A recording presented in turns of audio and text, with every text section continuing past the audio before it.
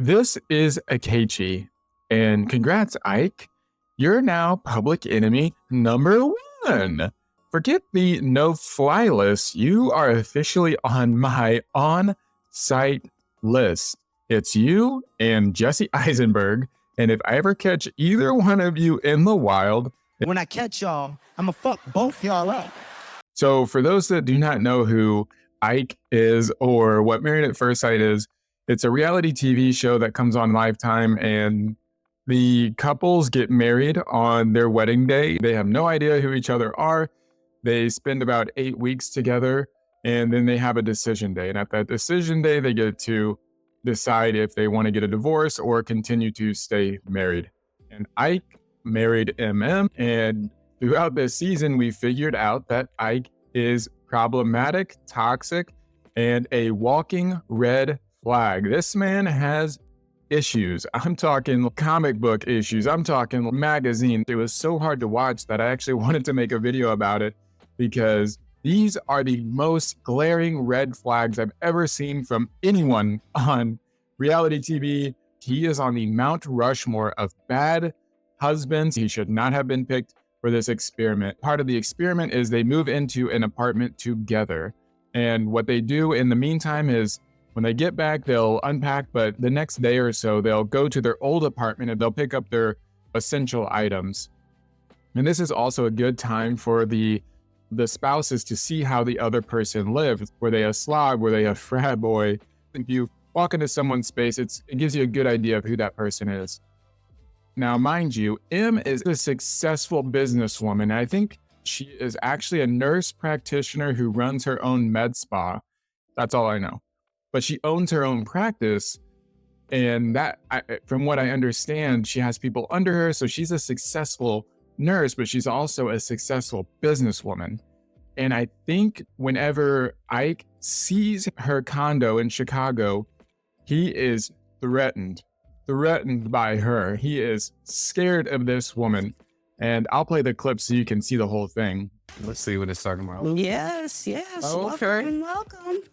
So this is my kitchen. That's fancy. You see when I said I got meager living in you? I'm not a psychologist. I don't know anything besides what I see.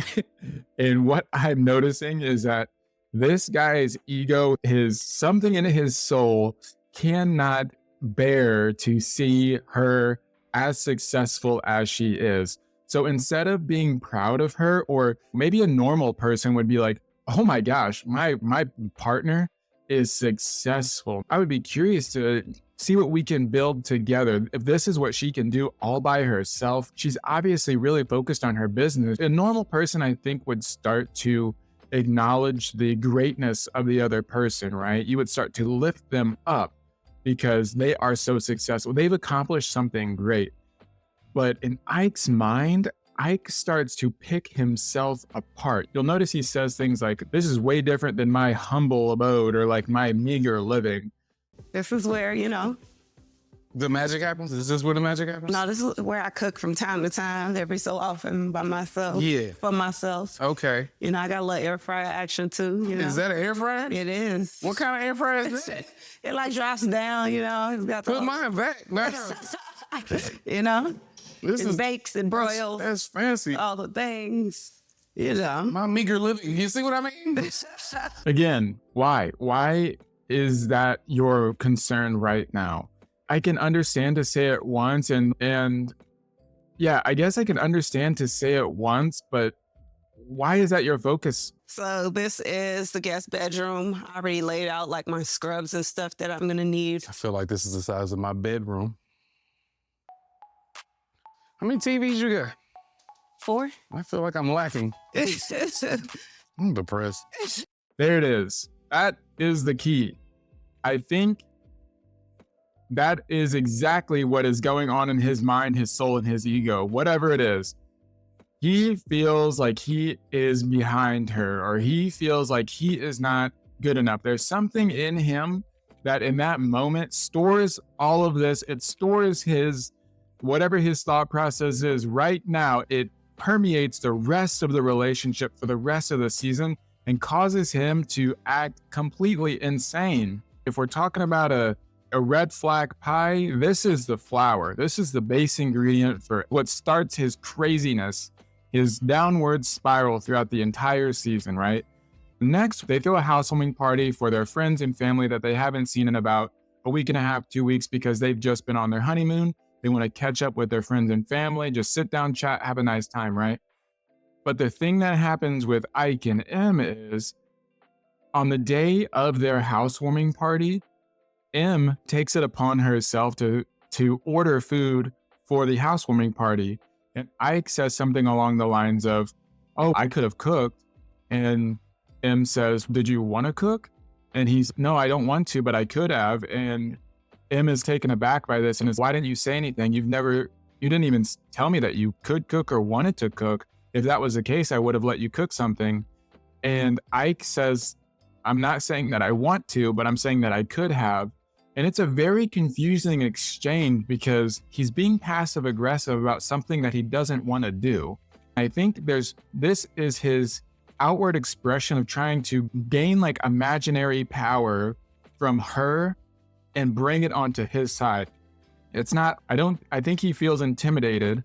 So he's trying to get control in some way. And I think he starts to do it through emotional sabotage and meanness. Like he starts to be really mean and rude to her for some reason. I'm not a psychologist. I don't know what it is, but I wish I could find a clip of it. But the next big thing that happens is he actually calls her aggressive. When they're sitting down with their friends and family at the housewarming party, the cousin says, "What are 3 things that you like about M?" Or "What are 3 things that you notice about her?" Or something like that. And she's this, she's that, and she's aggressive. So this like in your face thing all the time.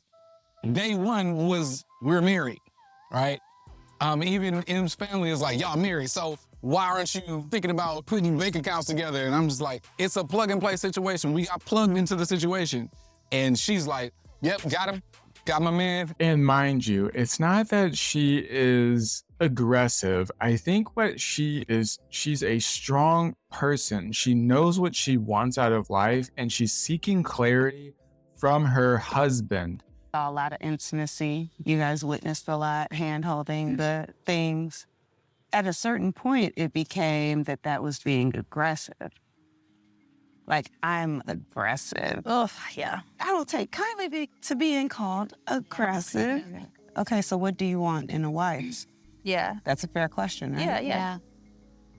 That's aggressive. What do you want out of a marriage? That's aggressive.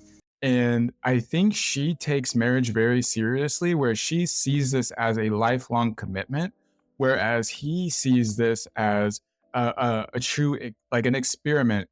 So I think he came in this with the intentions of not really seeing this all the way through, where I think she took, as soon as he got the label of husband, he got this list of characteristics that were assigned to him of like, you're trustworthy, you're who I build my future with, you're who I can talk to things about, you're who I want to discover this life with.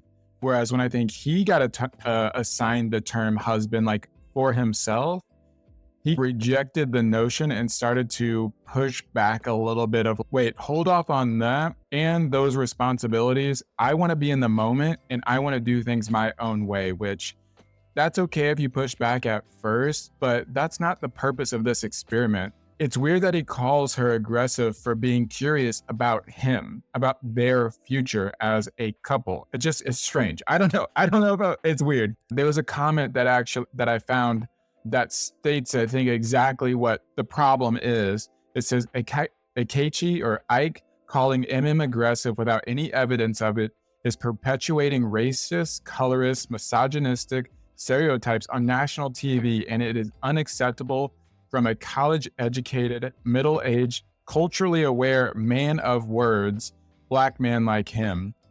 And part, I think, of the cultural awareness is saying that there is this aggressive Black woman narrative that I'm sure he has to know about. So that's the double pain of it. It's not like he's saying something mean, but I think he's saying something mean knowing that it's nasty and that it perpetuates stereotypes, if that makes sense. But some other things come out where he actually accuses her of being sexually aggressive towards him. What made you feel like she was aggressive? It just feels like, it feels like every time, not every time, it feels like there are times when, like, I'm just a piece of meat in the house. Like, things that I'm not ready for, she's like, let's go. And I'm like, look, I just told you to stop. I've expressed that. And it just seems like, what you talking about? So it comes out that she says it's not cool if you're saying no and she's continuing to advance. And then he walks it back and says, no, that's not what I'm saying. Like, it's like, well, you're my husband. And I'm like, but I don't know you. Like you're saying she's violating your consent. That's what I said. So he starts to make like crazy accusations of M for no reason at all. I'm telling you, this man is diabolical. I want to like make sure that I'm getting a firm understanding of where you're coming from, because it's not cool if you're feeling uncomfortable, and it's not cool if you're saying no and she's denying your no and is continuing to advance. No, that's not what I'm saying. It's just, Well, he is insane. I genuinely don't understand why he decided to concoct this narrative that M is being sexually aggressive towards him, and the aggressive narrative altogether. In the middle of the experiment, they do a Monthiversary where they can reminisce on the past 4 weeks. And M and Ike have not talked to each other for about 2 days. He has ghosted her and he just left the apartment. And all of this crazy stuff has happened. She's starting to draw back. He's being crazy. No one really wanted him there, but then he just blows the whole situation up. Welcome. Where were you? Where you been? chilling. Chilling. Chilling. I hate to say it, but is that an excuse to miss half the dinner? Yeah, It is? it is. Cheers, brother. Ooh, it's about to go down. Ike takes the opportunity of the Monthiversary dinner that everyone else is participating in. He comes in late. He comes in late by himself without telling his wife anything.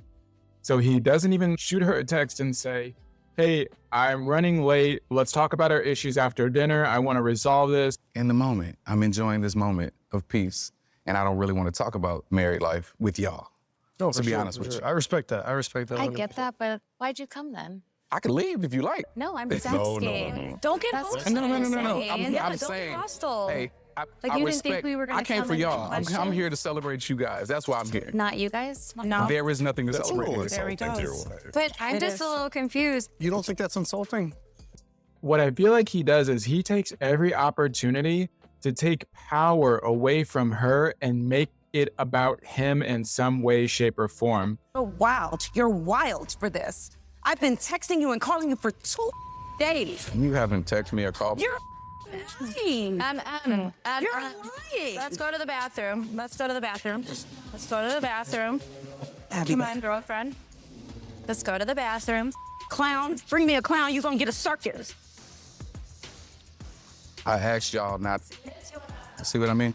And one of the things that I noticed him doing was he would say things like, there she goes, because I feel like he planted this narrative amongst the group, the production, and now us, that in his mind, he sees her as aggressive and he just keeps poking her and poking her. Like, I'm not touching you, I'm not touching you, I'm not touching you.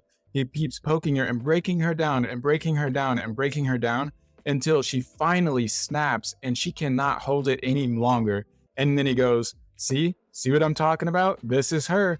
But from the outside looking in, he is antagonizing her to the nth degree until he gets a reaction. And then he tries to use that reaction to confirm his own narrative.